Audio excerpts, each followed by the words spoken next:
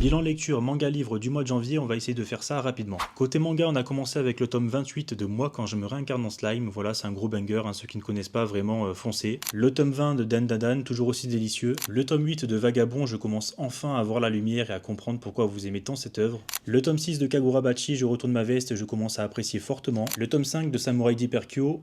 Côté livre, on a lu le tome 2 de La fille du poulpe, une vidéo est dispo, pas très emballé par cette lecture. Le tome 2 de La première loi de Joe Abercrombie, il n'y a pas de vidéo dispo parce que je n'en parlerai pas, j'ai décidé d'en parler quand j'aurai fini l'œuvre entière. L'été où j'ai disparu de Agnès Colomb, belle découverte, une vidéo est postée sur cette lecture donc n'hésitez pas à aller la voir. L'Empire des loups de Jean-Christophe Granger, très bonne lecture, vraiment je recommande, une vidéo va être postée dans pas très longtemps, je l'ai déjà tournée. Le tome 4 de la saga du sorceleur, c'est celui que je préfère pour le moment, c'est plus centré sur Ciri, c'est plaisant à lire. Mais comme pour Première Loi, je ne parlerai pas du livre en vidéo, j'attendrai de tous les lire pour parler de l'œuvre dans sa globalité. Suite inoubliable de Akira Mizubayashi, j'ai posté la vidéo hier, donc n'hésitez pas à aller voir.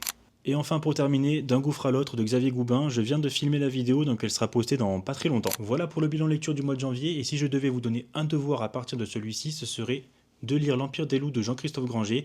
N'hésitez pas à m'envoyer un message, à me mentionner si c'est fait, ça fait toujours plaisir d'avoir des retours, et on pourra en discuter. En attendant, comme toujours, si le format t'a plu, il y aura d'autres vidéos de ce genre, donc n'hésite pas à t'abonner, ça fait plaisir, ça envoie la force. Et je te dis merci pour le temps accordé, à plus!